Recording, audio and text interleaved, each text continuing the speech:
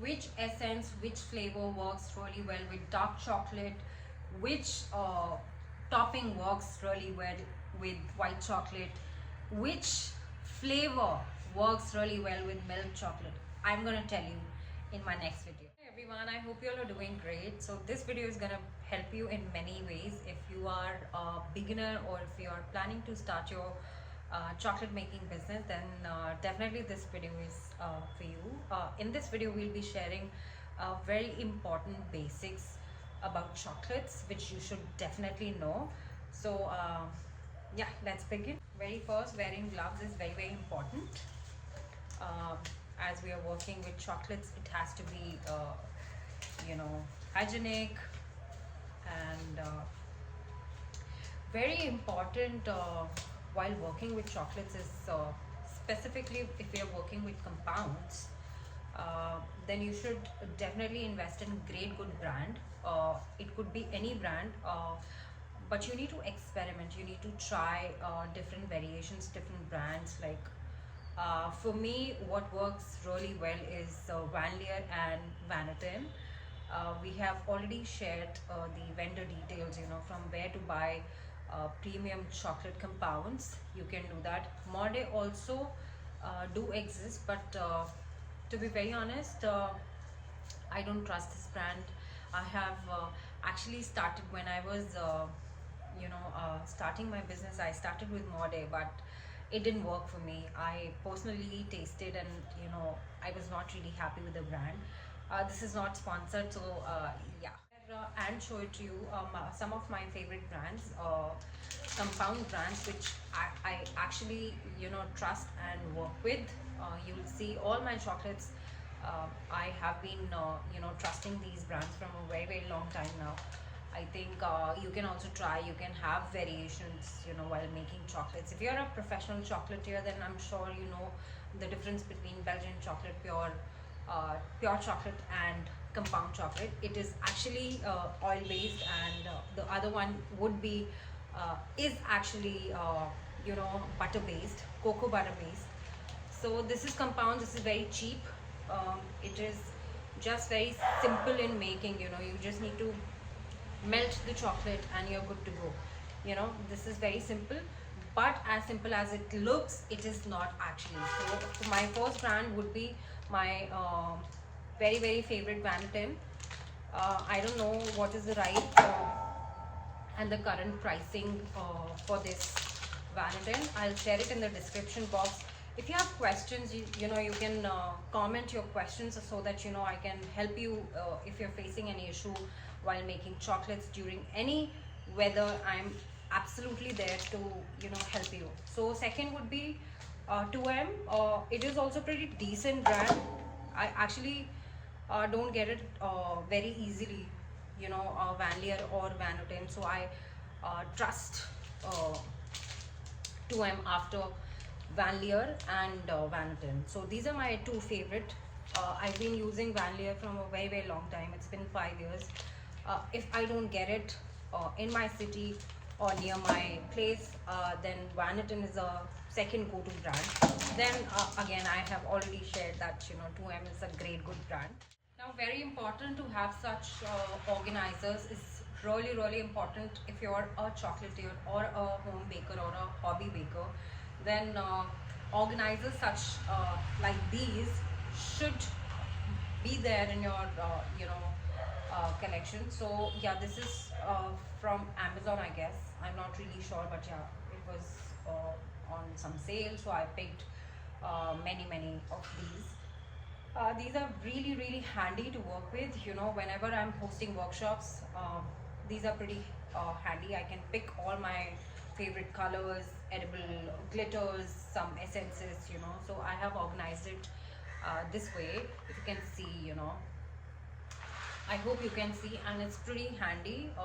A big thumbs up for this. Alright, so essences which we are working with should be only and only oil based, because compound is oil based. We can't actually mix two things, water and chocolate, because they are enemies and they can't be friends together. So working with oil based essences works really well, and specifically these bottles are a good deal. I mean, it it will give you more than 1,000 chocolates, different flavors. So I have almost all the, what do we call, flavors, essences. uh, then we have a bigger bottle. I can show it to you. These are the bigger ones, and then I have their 200 ml essences also. I do have different variations. This is a premium essence from the same brand called Fab. This is pistachio. I have rasmalai, different, Indian fusion essences. So this is very important to invest in if you're a chocolatier or a baker, or if you want to start making chocolates, then this is a must in your kit. Okay, then we have some colors. uh, any brand would do. I specifically like, sugarin. It has that quick, uh, what do we call it, actually works really well, with chocolates. It gets melted, it gets marbled. It's great, it's great. This is called oil based colors from the same brand called sugarin. I have different variations. I'm different colors, different tones of blues, greens, dark green, light green, neon green. If you want to start it professionally, then these are the must in your chocolate making kit. Then we have some luster dusters. um, this is edible glitter. Then we have golden luster dust. You can definitely invest in for more shine and glittery, more festive chocolates. So this is this is a must have kit. You can invest in if you're a professional chocolatier, or if you want to actually start making chocolates, then these are the must. You can start with one or two different flavors. All right. If you don't want to invest much, then you can start with basic flavoring, and then you can expand your small little business. So this is my recommendation. Now we'll come back to the basic decoration and basic chocolate making tools. So here I wanted to show you, this is a Christmas chocolate which I have made, and I have made some beautiful 3D chocolates. They look absolutely amazing and they taste really well. I have done dark chocolate with orange flavor to this, and these are the detailing on chocolate. And this is what I actually can't do without. It's called actually dolly paper. This helps chocolate to, if there's extra moisture, it will soak all the moisture. All right, so these are the kind of chocolates I pack, and these are the kind of packaging I have for my chocolates. All right, so boxes is a must. Then we should definitely have butter paper or wax paper. No parchment paper works for chocolates. So having wax paper is a good deal. Then we have a zester. This is for orange zest. Weighing scale is a must. You should definitely have weighing scale in your kit. Then we should have what do we call, piping bags, using for piping bags. Then again, I already showed it to you. These are dolly papers. We have different sizes available. So this is 3-inch, I guess, and this is 5.5-inch for chocolate making. Then we'll come to the fancy decoration. So this is a must have in your kit, chocolate making kit. So these are some sprinklers, fancy sprinklers. This is a big yes for different sizes, different colors, and whatnot.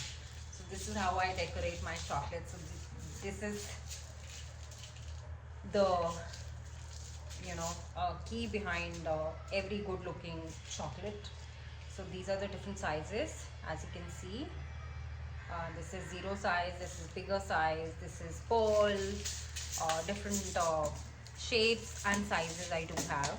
Now we'll talk about molds, which is very important for any kind of chocolate making. These are the PVC molds. These are very cheap, very affordable. Comes in a different size, shape and whatnot. These are for bite-sized, mid-high sized chocolates. Then we have silicone molds, which is also very important to invest in. I would suggest you to invest invest in really good molds, which are something like this. I'm gonna give you a live demonstration. What are the cheap and what are the expensive molds? So this is one of our expensive silicone mold. I'm just gonna give you a closer look to this. All right. What did you notice? It has 3D, texture here. As you can see, we can create 3D chocolates using such molds. Okay, these are really expensive as compared to normal chocolate molds. Okay, so this is how I have invested. I've invested a lot in this business, but you know not all together, one after another. This is how we should work. All right, so these are some pretty silicone molds which you can definitely invest in. Some fancy 3D silicone molds. Again, now we'll come back to the packaging. We have different gold foil papers available for bite-sized chocolates. Then we have different packaging for festive or wedding return favors or birthday return favors. Something like this works really well. All right, then we have some twisters to twist and wrap the chocolates. Then very important for bite-sized chocolates is should be liners. These are paper liners for your chocolates. If you're making mithai box, then this is a must in your kit. All right, then we should definitely have cling wrap to wrap our extra chocolates so that there's no air. All right, then we have some different silicone molds for mithai chocolates. These you can get it actually from different vendors. For vendors, you can comment if you want to purchase any of these. You can definitely comment, and I'm just gonna get back to you. All right, I have been getting a lot of DMs, a lot of questions on how do I actually pack my chocolates. I've already shared and shown it to you. This is how I pack my chocolate, but right now this has no clear packet. This is very important. I put dolly paper, and then we have some clear packets. These are the clear packaging in different sizes, shapes. Some of these are taller ones, 9 inches, 4 inches, 7 inches, different sizes. All right, so these are the clear packets. These are for bar, for basic 8-inch bar. These are for Oreo chocolates. Then we have again mini chocolates for treat boxes. Then we have some of these for lollipops or sugar candies, or we can also pack what do we call gingerbread cookies, fondant cookies in this, so it looks really nice and more festive. Okay, so these are the basic things which you can definitely invest in and start your small little business. These are the mandatory must have things in your kit to begin with. It's not important to have 10,000 things or 10,000 variations. Okay, you can stick and you can start with one, then you can um, slowly amplify whatever you want to actually invest in. There are several tools, but the basic would be these tiny little things which I've already shared and shown it to you. You can start, but this is a must. This is a must to begin any kind of chocolate making business. All right, so very important thing which I want to share, basics of chocolate melting. All right, to start with, we should definitely have a spatula. Silicone spatula works really well for stirring the chocolate and giving it a mix. I'm really sorry. Then we should definitely have a knife, very handy. It should be ready. Then we should have some microwave friendly bowls to melt our chocolate in the microwave, or if we are melting our chocolate on double boiling uh, on a stove. I mean, following the double boiling method. For microwave, we can definitely use these plastic microwave friendly bowls. We can definitely do that. But to invest in it, you should definitely work on these glass bowls. I personally like working with such bowls because I think they're your friends and they should be. Very important thing which I wanted to share it with you here. You can melt the chocolate uh, either following the double boiling method directly on stove, putting water and covering the water uh, vessel with this glass bowl, and you can put your chocolate and you can slowly melt your chocolate. I don't really prefer using double boiling method because it takes a lot of time. Also, I don't feel that water and chocolates can be friends. So I'm really scared. I've ruined my chocolate several times. So just to be on the safer side, I definitely use the microwave. You can also use microwave. I think that is very important. You can put your chocolate in a microwave for 30 seconds, then you have to take it out and then give it a mix, or you can stir it once and then again you have to put it back. See, temperature and weather works really plays actually very important role while making the chocolates. All right, this is winter, so it works really different. All right, in summer, during summers or monsoons or spring or autumn, chocolate making works differently. I mean, the melting process, the cooling process, everything. The packaging also plays an important role. If if you're working in winters, then it's much more on the easier side. We can make a lot of money while making chocolates, different flavors, different fillings, different toppings or whatnot. I mean, we can play. But during summers, it's really tricky, it's really risky uh, to run a chocolate business, but you can definitely start. So if you have any questions related to chocolate making, I'm here to help you, to guide you.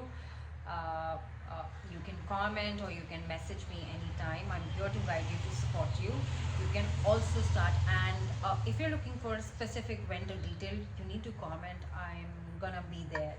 I'm gonna help you out. All right, so this is gonna be free video for everyone, so please do watch it, share it, and yeah, get back to me. I'll see you soon in my next video.